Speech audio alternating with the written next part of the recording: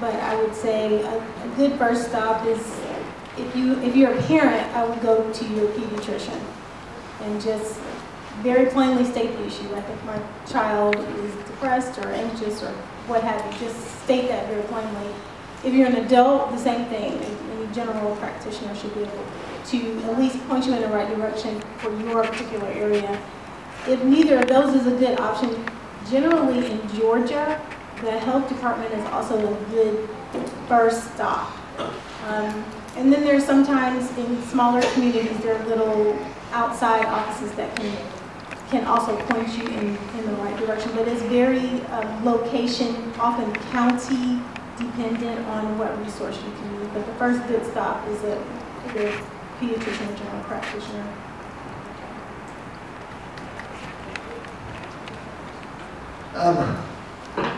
Obesity and diabetes are not really my area of expertise.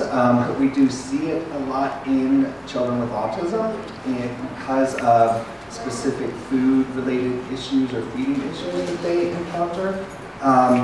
Some of the things that we tend to recommend for parents is to find also a good behavior therapist who can develop a plan or sort of a program to get your child exercising more, moving more. How do you work on increasing food preferences and things like that? But I would agree with Dr. Buffington that if you don't have resources, going to your pediatrician and your primary care physician, the Department of Public Health, is really, this is an area that they are targeting and they're really trying to work, expanding. And one of the other areas they're really targeting for those of you with older children is that transition from pediatric care to adult care, and when you have these issues. Because a lot of times you end up staying with your pediatrician, you don't go to the doctor because the adult providers don't know what to do. And so they are putting a big focus on not only early intervention on all of these areas, but that transition and how can we help through the lifespan. Yeah, I would say a good place to start if you happen to have insurance is Psychology Today if you're looking for a therapist. It's kind of a catalog of all therapists in your area, what their experience is like, you can see what they look like. It kind of takes away kind of like the nervousness of going to the therapist for the first time if you've never been to one before. If you happen to not have insurance, I would say try to search what universities are around you. Sometimes the students there who are trying to get their hours to graduate from their master's program can see you on a sliding scale fee for as low as $5, and if you're in great need, they might even do it for free. So if there's a way to meet the need, it might require you driving a little bit further, obviously, but there are resources out there. Okay, based on your experience, regardless of the socioeconomic status of the individuals that you treat or provide health care to, what would you say in your particular field of expertise, what is the #1 thing that you continue to see over and over and over again? And do you have any idea as to how we might work towards preventing or resolving that?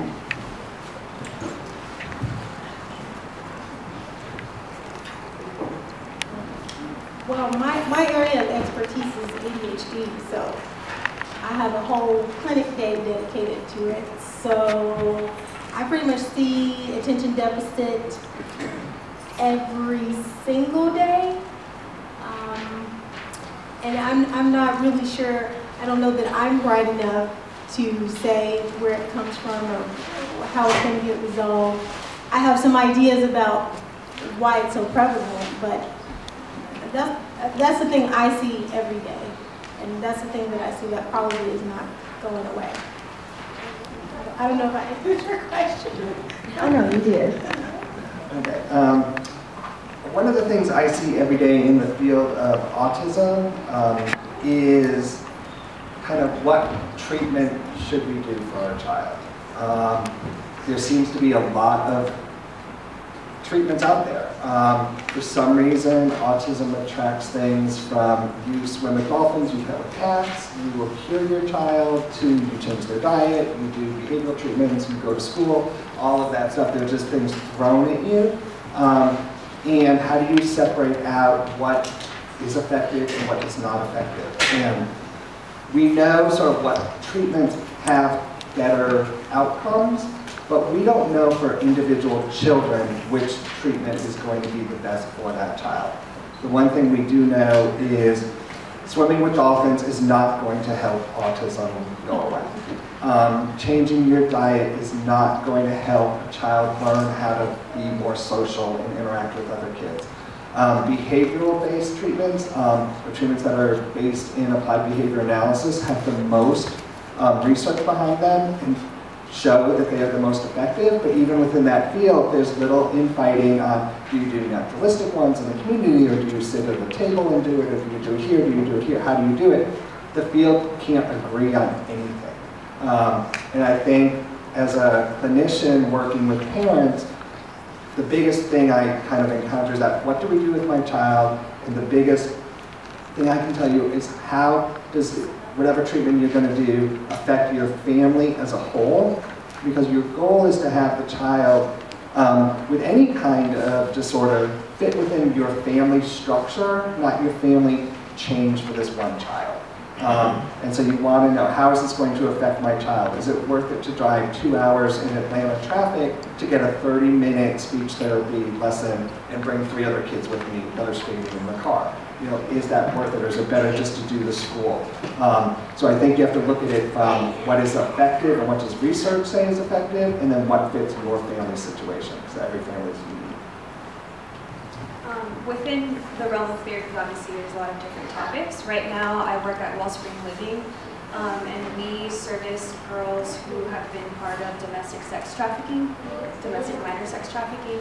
And I know that's a heavy topic, but something that we see is what makes kids vulnerable to this happening, and it's not necessarily how much money their parents make or what race they are, but really things that make teenagers, which is having access to a computer, having access to social media, wanting to be independent, wanting to be accepted, feeling misunderstood, all of these things. And if, you know, as adults in the room, if you think back to being a teenager, you can probably relate to most of that list.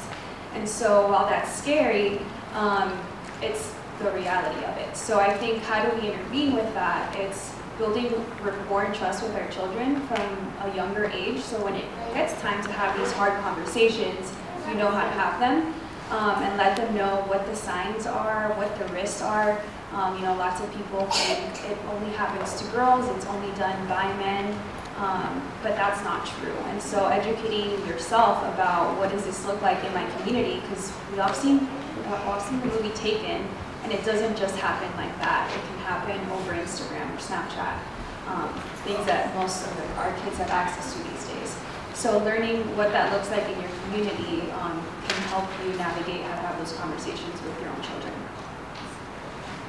Thank you. And the next question is, many are saying that we need to focus on repairing our village.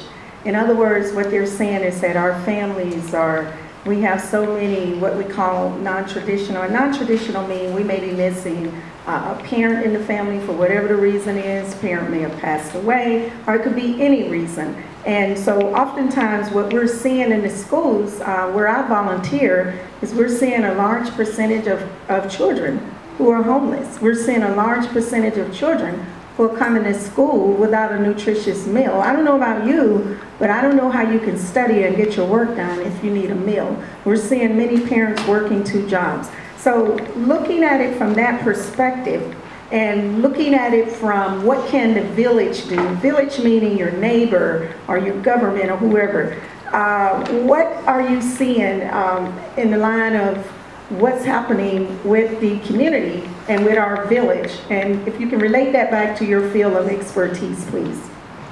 I think in my field, it's important for kids to have extracurricular activities, things that are keeping them busy, active, and especially if they're coming from broken families or broken homes, you know, research over time has shown that all kids need is one person that they know in their lives cares about them, ask them how they're doing, that they can trust, and it makes all the difference. Just that one person can deter the course of their lifetime. And so, you know, if we're having children who are lacking these resources to come home, if we're able to put them in programs where they are interacting with these adults that they can trust, it can make a difference. I would totally agree with that when it comes to autism, giving that support, but also really looking at how can you help the family in any way possible. Like just watch the child for 30 minutes so they can take a break, you know, something like that. In autism, the statistics show that between 50 and 75% of children with autism live in single-parent homes. Divorce rate is the highest in that disability category for parents. And so parents feel alone, they feel isolated, and they just kind of lock themselves in their homes. So really, how can you help them get out in the community? How can you help them feel supported? How can you know, do what you can to help that family, that child, anything like that. Whether you're doing the therapy they need or not, it doesn't matter. Just having those interactions with the family and being there to support them in any way you can. I think all the good answers are taken on that one. I could not agree with Jennifer more.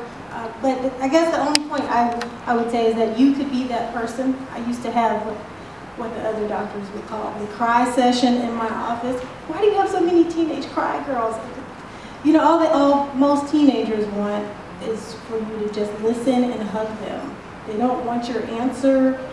They don't want any. They just want you to listen and hug them. So that's all I was doing, and they were crying. So you could be that person. That person is the person that Jennifer was talking about, the person that listens and pays attention. You're also going to be the person to identify when something is not quite right with their mood, with their behavior.